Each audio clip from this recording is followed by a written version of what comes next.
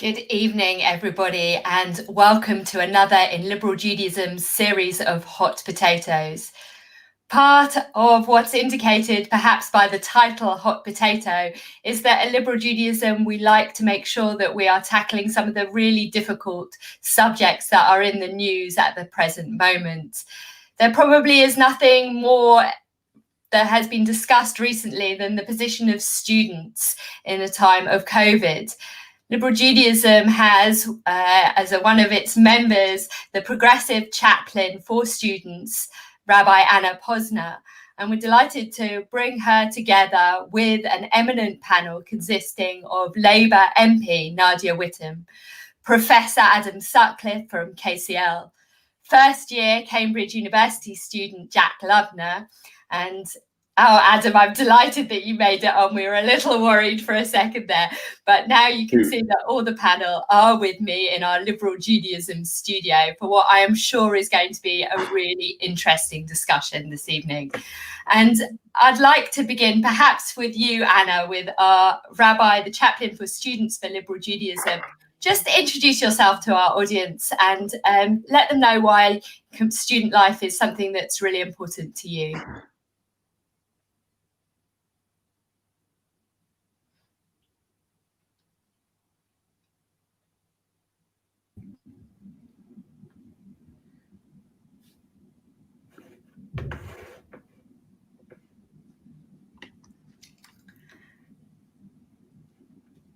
Anna, I think that we've lost your sound. There we go. I've got it. I'm so sorry. Can you reintroduce? I wasn't sure whether that was just me or whether actually we generally had a problem, but I think we lost your sound there. So perhaps, sorry. Anna, can you introduce yourself and why student life is so important to you? Yes, sorry about that. I'm Rabbi Posner. I'm the student chaplain, the progressive student chaplain. I've been spending a lot of my time speaking to students. I started in September. I've been spending a lot of time speaking to students who went to university and found themselves in quite uncertain situations. Thank you, Anna. And you're working across the country with students from both the Liberal movement and the Reform movement under the banner of progressive students. So if there are students out there watching and you would like to contact Anna, please do. She is there for all progressive and non-progressive students out there. And if we can come to you, Nadia, you're there in East Nottingham. Can you tell us a little bit about why, about yourself and why students is something that's important to you? Hi, Charlie. Firstly, thank you so much for having me. It's a real pleasure to be able to join you and the rest of the panel and those watching. I'm Nadia Whittome. I'm the Labour MP for Nottingham East. You might also know me as the youngest MP in Parliament. I was elected last year at 23. I'm now 24 years old. Student issues are something that's very important to me. I dropped out of university not that long ago, actually, due to financial reasons. And in my city where I was born and brought up and still live and now have the honour of representing, we have two major universities, the University of Nottingham and Nottingham Trent, the latter of which is in my constituency. So I've been receiving a huge volume of casework from students who have been really badly affected by the COVID-19 pandemic. Thank you, Nadia. And I think we look forward to hearing more from you and coming from a really unique position. And thank you so much for joining us this evening. I think your voice is going to be really important as part of this panel. And Jack, you are a student at the moment in Cambridge, a first year student. Just tell us a little bit about, I can see your LJY flag in the background. Just tell us a little bit about yourself and what your situation is like right now. Thank you, Charlie. So I'm Jack, first year history student. I'm also the co-youth and students officer for the Jewish Labour movement, and quite involved with my Jewish youth movement, which sadly is RSY, not LJY. Sorry. And yeah, I guess my involvement is very firsthand. It has been a very, very strange year to start uni. It's had kind of unexpected things, I guess, which I expected would be very difficult, which have turned out okay, and things which have been really, really challenging. And over the past few weeks, there's been a lot of debate, I know, among my friends at uni, at other unis, about how fair the situation is, what the university should be doing to help, and what they're not doing. And so, yeah, I'm really looking forward to this panel. Thank you, Jack. And really your first-hand experience, I think, is going to be invaluable in this conversation. And coming from a different side of the coin, it's really wonderful to have you, Adam, with us this evening as well. And if you could also just introduce yourself and maybe give a little indication about what life is like for you at the moment. Hello, can you all hear me okay? We can, yep, perfectly now. Great. I'm Adam Sutcliffe. I teach history at King's College London. I'm also a liberal Jew, and Anna Posner is my rabbi. I'm incredibly lucky. I'm a member of BKY. I've been part of Bet Kol Yisrael in London for on and off 25 years or so, about half my life, probably the whole of Anna's life. And she's absolutely wonderful. And I guess right now I feel I'm having a very empathetic window into the student experience. Usually I sit upstairs in my study and I get on with my work up there and I don't worry too much about my connection. I thought I'd be smart and come down to the living room and plug in and get everything working really well for this online encounter. And of course, tech failed and I started fighting with my youngest son about which computer I should use and who's going to go into which room, which is what I think a lot of students are experiencing on a regular basis when they're trying to study from home with not quite enough bandwidth and tech and space to go around. So I'm a little bit like that sort of frazzled student in the back of the room, panting in late. Not quite sure what the question was. Have I answered it, Charlie? You absolutely have. Okay. I'm going to stay with you, Adam, because you began to open up this topic of what is life like for a student. And I know that many of us are feeling zoomed out. We're feeling that Zoom fatigue, but we're getting paid for the privilege, thankfully, some of us, whereas students are paying for the privilege at the moment. And so I wonder whether you think that their £9,000 tuition fee is actually worth it at the moment. Are our students getting, in that awful phrase, value for money? Well, I'm not a fan of student tuition fees at all. And I'm also not a fan of the logic of value for money in higher education. So I think we need to think differently about money and value and worth in higher education. Setting that, I think that's important to say, but setting that to one side, I can absolutely see why students are frustrated. It is tough for students, and there are aspects of student life, particularly the social side, that they are not getting. And I understand why students are frustrated and resentful.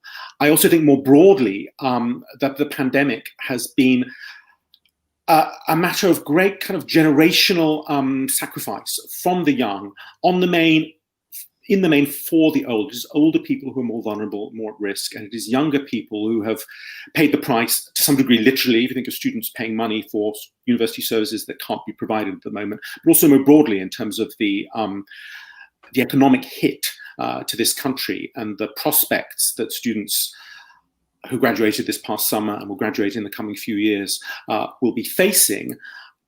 It's going to be a tougher world for a long time for young people. So I think this is an issue that goes a long way beyond student fees and towards what our government is going to do, what our society is going to do, I hope, in coming years to redress the sacrifice that younger people in our society have made, mostly to protect older people.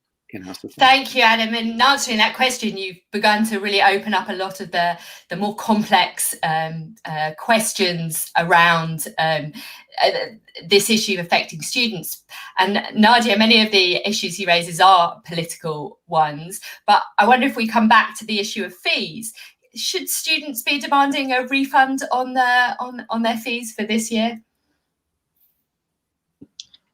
Firstly, let me just agree with Adam and say that I really don't like framing education in terms of value for money as something that we can put a price tag on. I believe that education, just like healthcare, social care, is a public good, and that it's an essential service, for want of a better word, that should be provided for by the government and free at the point of use. But coming to the point about tuition fees, I think it's important to say that the reality is that tuition fees don't pay just for teaching. That's a small part of it. Since 2010, when universities were deprived of public funding, students' fees also have to pay for buildings, for libraries, equipment, support services, cleaners, even advertising to let universities attract future students.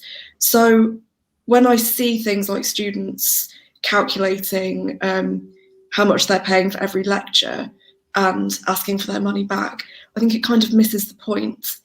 Having said that, I completely understand why students feel that way, and I can see where they're coming from. I can understand that students feel cheated, that they applied for university agreeing to pay, expecting a very different experience. I support completely the abolition of tuition fees, but I think it's dangerous to demand a cut in tuition fees without specifying how that hole in universities' budgets would be plugged.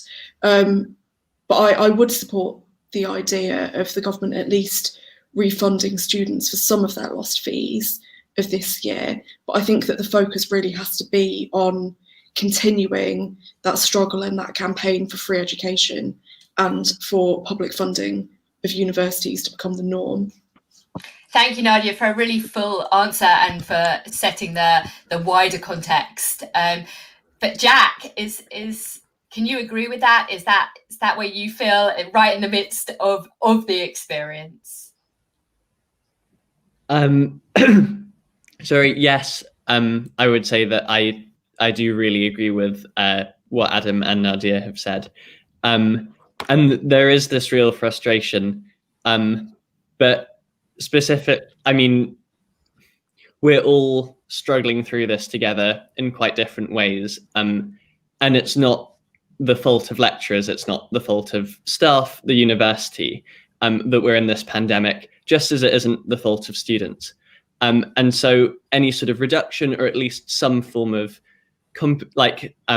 compensation, especially for students who've been especially badly affected by this financially, needs to come from the government. And we need to be, I think, very careful about that.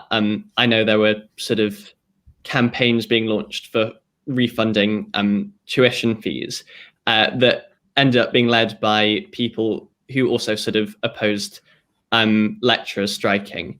And so I think I essentially really agree. It's a very fine line. But that support and that help needs to come from the government, because I think universities are really trying their best on that side. Other things, definitely more they should be doing.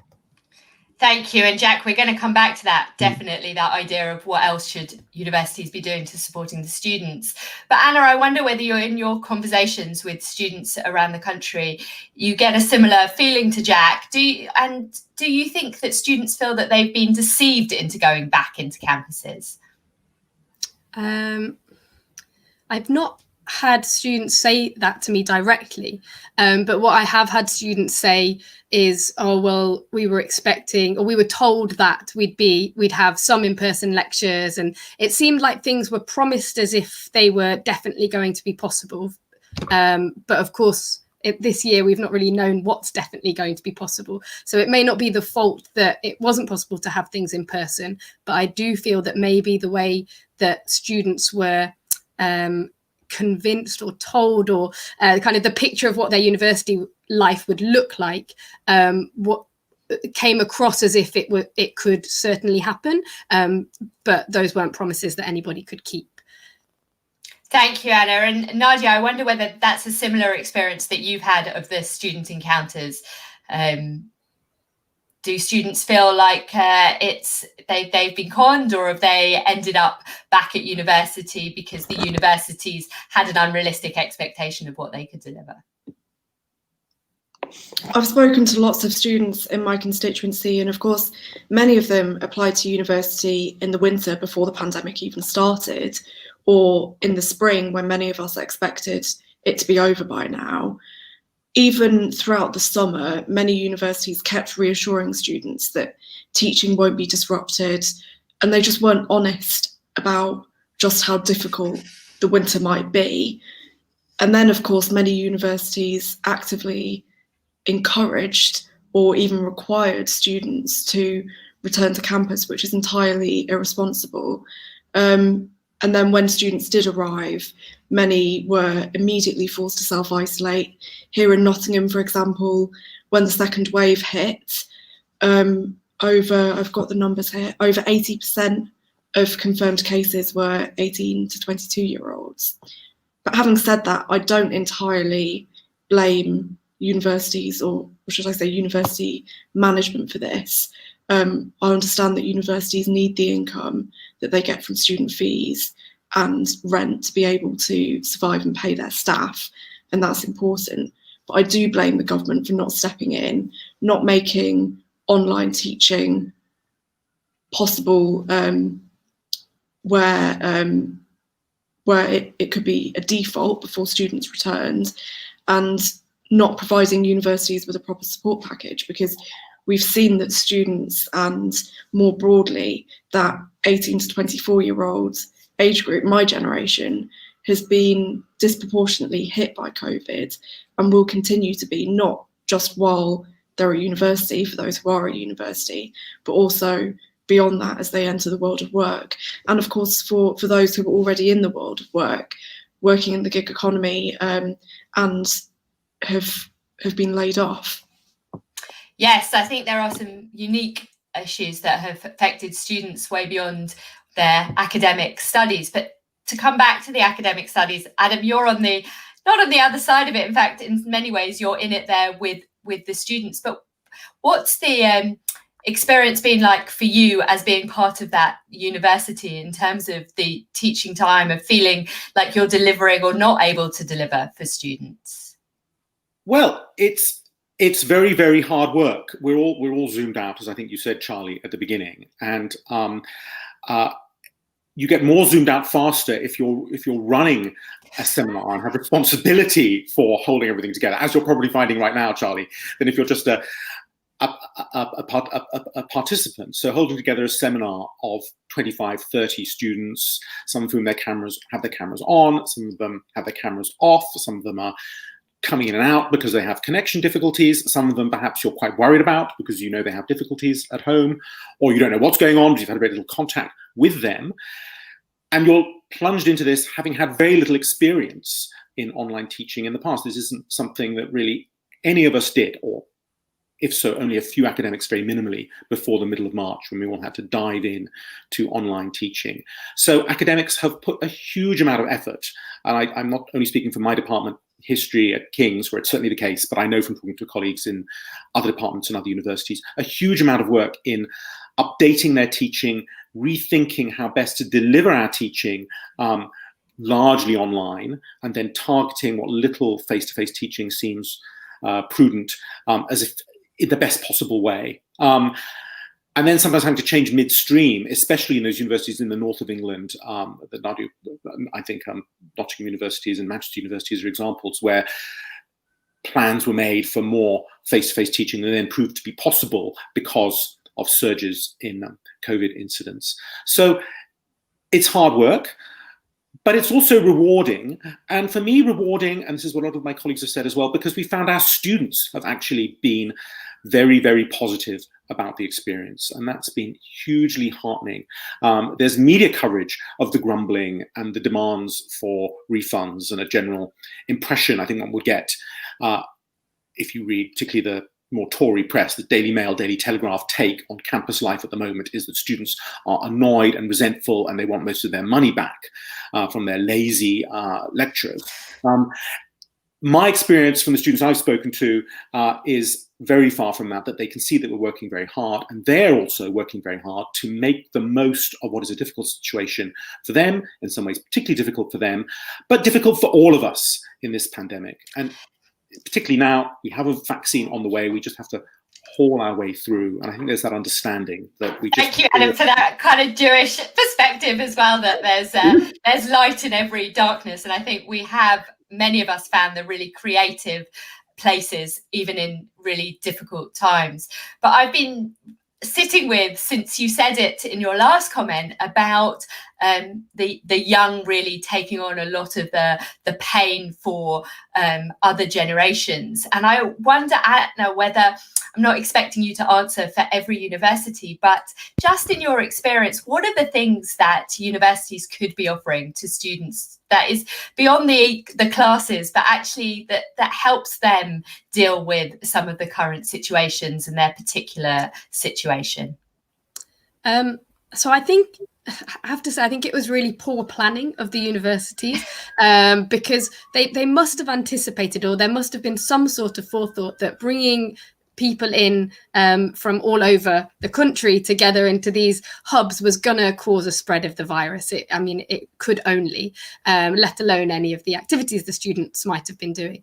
And I think that the universities should have been better prepared in setting students up, if they were going to bring them to the campuses, and setting students up for what might be their lockdown situation. So whether that be giving them food, I know that some universities gave food boxes which were inadequate, or giving them kind of directions of support. For a lot of the first years, it will be their first time ever living away from home, not all of them, but for a lot of them.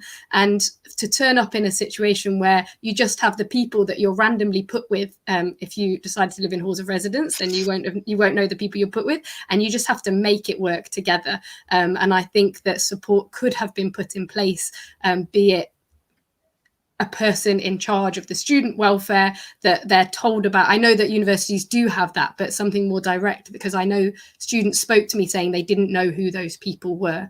And it might be that in normal times there's X number of people, but for these times there needed to be twice that number of people, a person per hall of residence. That's not to say these students need someone sat there holding their hands, cooking their meals for them. I know they're perfectly capable, but just those support networks for when things are uncertain and when anxiety is there, and it can be lonely despite having lots of people around you in new situations, trying to find your feet. So much of that university experience is getting to know your city. I know I'm predominantly talking about first years here, but I think it's the scariest for the first years, or the most uncertain for the first years, getting to know your city if you're not from that city, getting to know the people around you, getting to know the buildings that you're going to, and all of those things were taken away, and instead the students were left kind of in their accommodation with their peers. Thank you, Anna. And Jack, you are one of those first-year students, and as much as I think you probably would, like many first-year students, appreciate Anna sending somebody to cook for you, and in all seriousness, what extra support would you have liked, or are you hearing from your friends and peers either at Cambridge or at other universities that they would have really appreciated? So I've been pretty lucky on this front. I think both within the uni and actually my college has been pretty good on this. I unfortunately had COVID about 3 weeks ago and had to self-isolate. And they were, they were fantastic. They were able to bring food twice a day.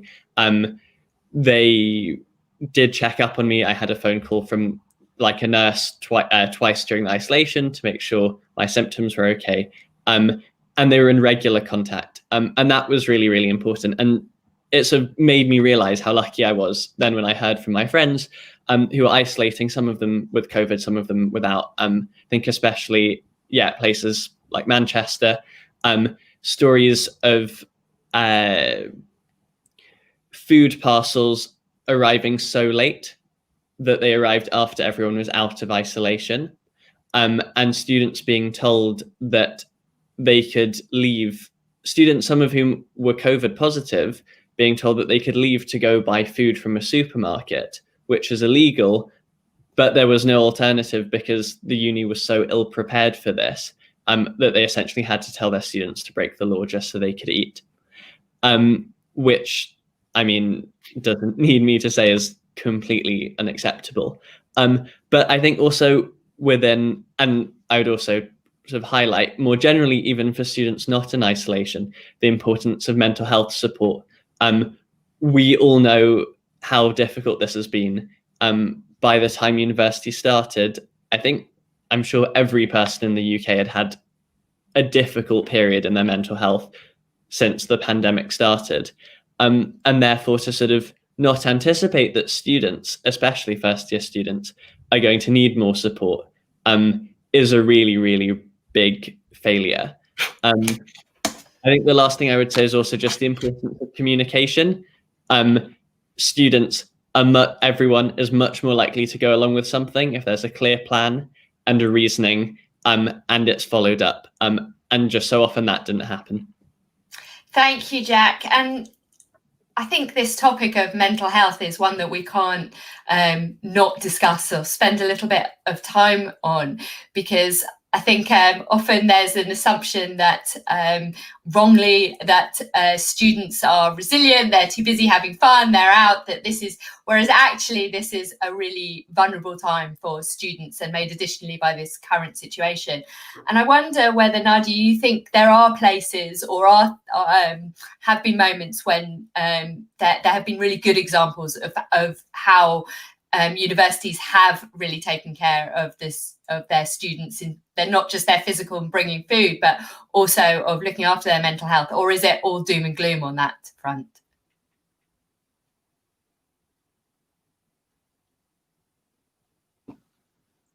Sorry, just unmuting myself. That's become such a feature of the pandemic, hasn't it?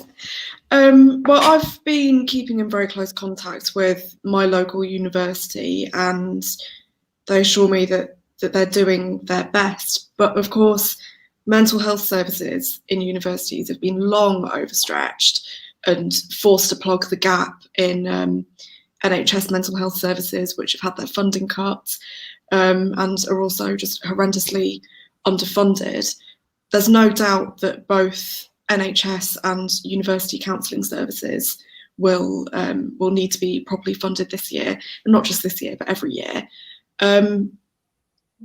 I think there are many good examples of mutual aid groups that have set up to give that mutual support within communities, including the student community, where students have been organising together, for example, at the University of Manchester, where they've been organising a rent strike. And I think, as well as that being an important practical thing to do, it's also provided a sense of solidarity and camaraderie for students who were otherwise very, very isolated.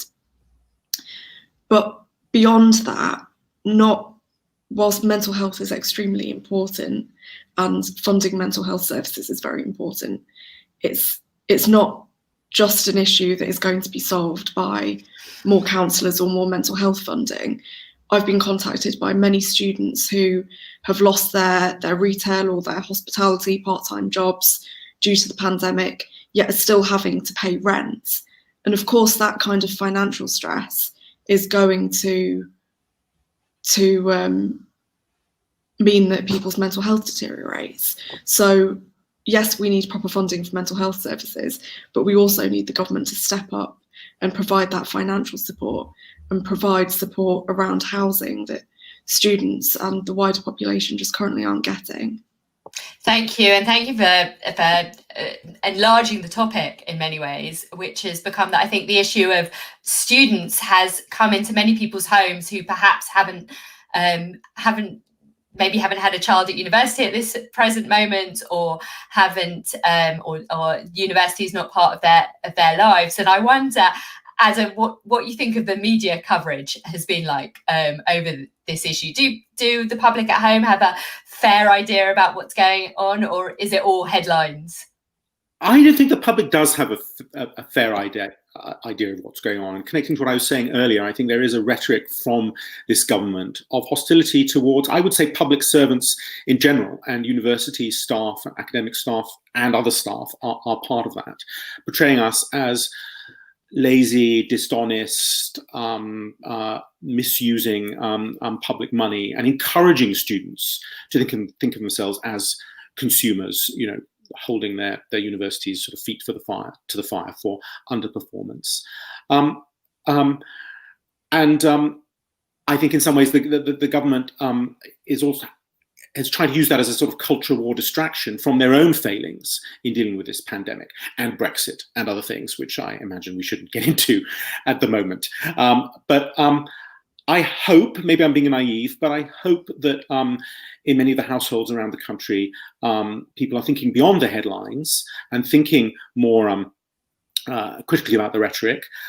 I like to think that lots of parents and grandparents really do understand what I was talking about earlier, that it is the young who are bearing the brunt of the long-term, the immediate, as Nadia was saying, price of this pandemic in terms of lost part-time jobs and the rest, but also the long-term likely impact. And maybe we will see a wave of gratitude towards the young in coming years and a willingness for some sort of restructuring of taxation, for example, and targeting of public spending on specific things such as youth mental health, but also on a whole wider set of issues raised by this pandemic as they're going to affect younger people as they grow up. I think it's a very important point that this is not just in the moment that both you and Nadia raised, but actually this is a much longer term issue that we're going to have to face as a country, probably as a world.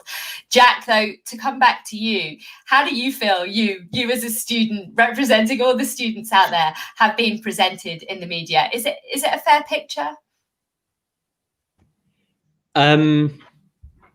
I think largely not. The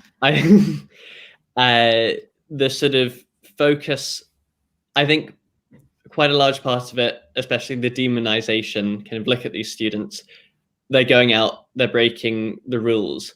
Obviously there have been quite, egregious instances of breaking COVID rules, and that is absolutely wrong. Like, we all have a responsibility to play our part in this. And to stay safe and to protect others. But at the same time, if you put students, like I think Nadia was saying earlier, from all over the country in very, very close confined conditions, there will obviously be quite a significant spread of COVID, as there was. And especially if people are going expecting a social experience, and there's sort of nothing else there to fill that hole. It is an inevitability. And so what I worry about, I think, is the way in which a lot of the media coverage has been used to sort of blame students with the goal of making sure that governments and universities sort of are blameless. I think everyone has to play their part in this. And work together on this, and trying to attribute a spread in COVID cases to, students just being bad, is a really, really damaging way of going about this. Thank you, Jack. And I think we had a comment earlier from Diana Moss, who said no one is to blame in this situation, and that the level of complexity has got to be understood, and how difficult it must be to be a student this year. I want to come to the title of this hot potato, which was about imprisoning of our students, because that was the big image that many of us will have seen in the papers, that big headline of being imprisoned and set us free. And I wonder, Anna, whether you would say, have we as a country imprisoned our students? I don't think we can say we've imprisoned our students. I think it was shocking, particularly looking at Manchester with the bars going up around the university and the security guards looked kind of holding the fort there. It looked like imprisonment, but I do think the situation's been handled terribly, and students have maybe not had the full information that they could have had to make the right choices this year. I think we've talked about the issues, the financial issues that students are facing at the moment by losing their jobs, and also I think going forward, probably graduating into a deep recession when we've never really got out of the recession that I started university in. And I just think that whilst we've not imprisoned our students, we need to stop scapegoating our students and start highlighting the real problems here. And I think that this pandemic has shown all sorts of problems that the past now 10 years of austerity has done with all the cuts to services, and at a time where they're needed more than ever. So many problems have arisen, and I really hope that, as Adam says, that the vaccine's on the way, and I really hope that once the vaccine's gone out there, we can start repairing some of these hurts that have been highlighted in the country. Thank you, Anna. And we're seeing a lot of comments coming in about, for example, from Tina on deferral would normally be a solution, but what to do? Little chance of employment and no chance to travel. And I think that this is some indication of the imprisonment, maybe is not the right word, but certainly that it's not just about this moment. As Nadia Posner also pointed out, that this was the students who were also affected by the A-level issues all around A-levels. Jack, that will have been you. And I wonder, do you feel imprisoned by this situation? Well, firstly, I should probably say I took a gap year last year, so I escaped that, but did also have the experience of having my, being with LJY and NETSA, and that being cut short just under halfway through. I would again say no, not being imprisoned. But I think, the use of that kind of language, and when it comes from students, shows a lot about, the way that what they feel about this. So we're all having to make sacrifices. We're all having, at the moment, to stay at home wherever we are, whether it's in student accommodation or from home. But I think the issue comes up is when people are told that they're going to be able to go somewhere and they're going to be able to go out and have sort of see friends in some way, and that they're going to be able to have in-person teaching. And then with very little communication, that all changes. And I know friends who were at that accommodation site in Manchester where they put the fences up. And the thing that really riled people up was the fact that no one was told that there were going to be fences put up. And when it went to the media, the university lied about it and said the students had been told, and then they had to go back on that. And it's those kinds of things that make people feel that they're trapped, that they're not being listened to, that they don't have any autonomy in the situation. So yeah, not being imprisoned, but if it's mishandled, I really see why people might feel that way.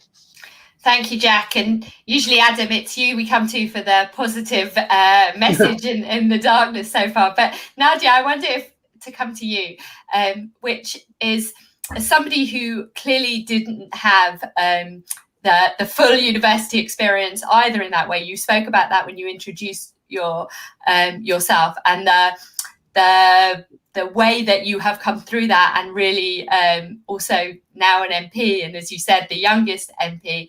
What's the light ahead for students here? Is there something that they can take away from this adversity? Is there something they can teach us from that? Yeah, I'd like to start by echoing something that I saw Naomi Posner say in the comments, that we've got to remember that the same students who are being let down now are the ones who were messed around over the summer with the A-level results fiasco. And I think that says a lot, because they managed, by organising and mobilising, to put enough pressure on the government for them to get their act together, albeit late. But it was because of that mobilisation and that collective pressure that they, along with campaign groups and along with the opposition, but it was primarily those students organising that achieved that win. I think we can take inspiration from them, from the rent strikers at the University of Manchester, and then looking more broadly, at the youth climate strikers, people who are too young even to vote, but who are putting that issue of climate justice right at the top of the global agenda. So I think there is a lot of hope that can be taken, not from the situation, but from campaigns and the struggles that have grown out of this situation. And I think that we can be doing a lot of good work linking up both students and and their campaigning, but also campaigns in wider society. I think as well that students shouldn't underestimate their power as workers for those who are still in work. And I'd really urge you to join a trade union, to join a community union like Acorn, and just to get organised. We've got to be hopeful because we don't have an option beyond COVID, looking at big crises that our country and the world faces, like the climate crisis, like the crisis in poverty and inequality, like the rise of the far right. We've got to be hopeful and we've got to be organised. Thank you, Nadia. I think that actually you're a secret liberal Jew, because that probably is the message of liberal Judaism, which is get involved, be engaged, and be part of something. And I think what I'm hearing is that we can't ever say that students are apathetic again. And Anna, I want to come to you over something very specific, an initiative to link university students with their progressive shores, which is a chance to be part of something, to organise, to engage. So Anna. That's right. On Monday, we will be sending out, we being me and the student field worker at Reform Judaism at D, will be sending out an opt-in scheme to universities and students to link progressive students up with the progressive universities in their cities. And that might mean different things for different cities based on what the synagogues in those cities can offer. But watch this space, watch for your emails and your social media feeds even, because we'll be posting that next week. Thank you, Anna. And I think that would be Anna's message to all students out there watching tonight, and their parents and grandparents and anybody involved with students. This is a way really to support your students. Adam, is there something that you would say to your students, to other students watching? Well, I suppose one top thought is, hang in there. As I said earlier, we hopefully will be pulling through this quite soon. And also thank you, because I think students have been really, really terrific on the whole in making the best of this. And to throw in what's a bit of a Nietzschean cliche, really, what doesn't kill you makes you stronger. I think that is an apt thought in this pandemic at the moment. And I think young people in general have been extraordinarily flexible in dealing with this situation. My son's their pre-student age. Older one is 15, younger one 12. They've sort of taken it in their stride, and so have their friends. I think it's older people who found it much harder, even though the sacrifice has been smaller. Most late middle-aged men like me, lockdown suits us quite fine, actually. I'm pretty sad and miserable, don't go out very much, so I'm not missing that much. I would have hated this at 19 or 20, missing parts of an precious youth experience which comes by once, and you can't rewind to it once you get sucked into the next phase of life. So I think the ways in which young people have made the best of this difficult situation, found ways to stay positive, stay social, and being social is so important. And I think that's why universities have tried so hard to teach face-to-face as much as possible. That itself, even if it has been a bit risky at times and has not worked out as universities hoped in places such as Manchester, it was worth taking the risk, because that human contact is so important for young people, student age. Thank you. And I should say that it isn't too late for any students who are going to university, had planned to go to university next year and want to defer and want to take up the opportunity that Jack mentioned of going on Shnat. We still have places.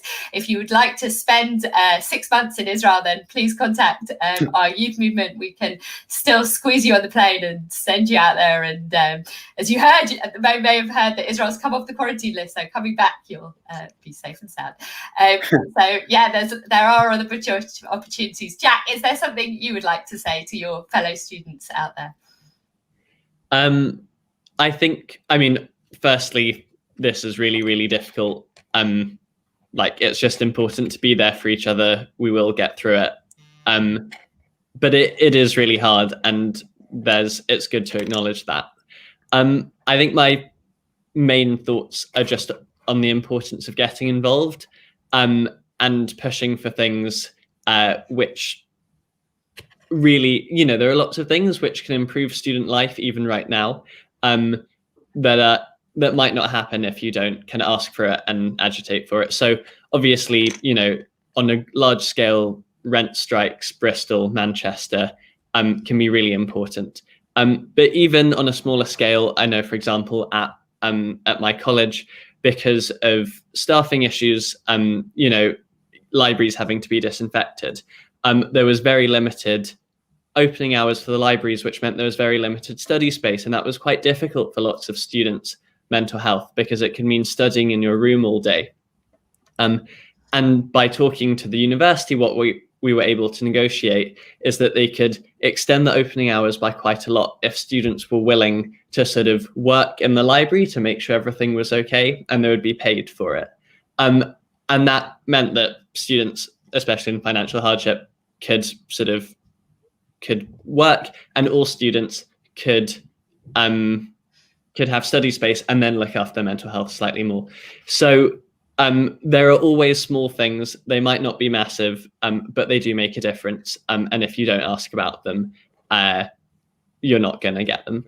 Thank you, Jack. And on that spirit of asking, if you know a student, have a family member who's a student, and you could send them something, what is it that a student would love to receive? What would be the thing that they would open? We've been talking about small acts of kindness in this last week. It's been Mitzvah Day, so we've been thinking about the small things that make a difference. So, Jack, if you opened your post in the morning, what would you like to receive?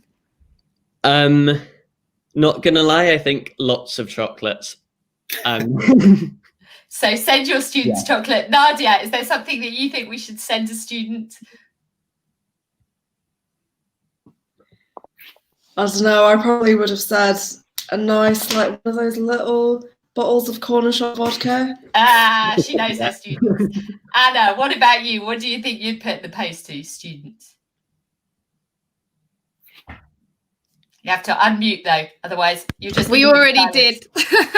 No, we what already did. If you sign up for your student packs, you get you get a nice tote bag for when you can eventually go out and buy your shopping again, and pens and sweets. Sorry, not chocolate, but Starburst. I almost called them opal fruits, and lots of opportunities as well. So it's a bit of a cop-out answer, but if you sign up to PJS, then you will get a pack in the post. PJS being Progressive Jewish Students, which that's right.